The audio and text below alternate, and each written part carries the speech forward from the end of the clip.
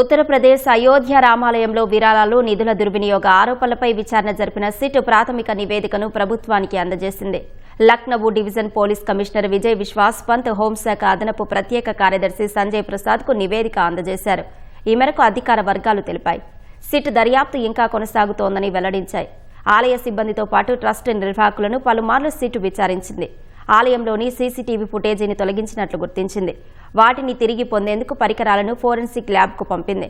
విరాళాల దుర్వినియోగంపై ఆరోపణలు రావడంతో విచారణ జరపాలని ఆలయ ట్రస్ట్ ఉత్తరప్రదేశ్ ప్రభుత్వాన్ని కోరింది.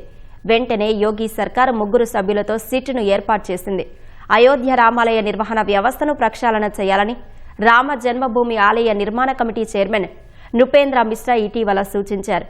రామాలయంలో నిధుల అవకతవకలపై వచ్చిన ఆరోపణలు భక్తుల విశ్వాసాలను దెబ్బతీయడంతో పాటు ఆలయ పరిపాలనా వ్యవస్థలో లోపాలను కళ్లకు కట్టాయని అన్నారు.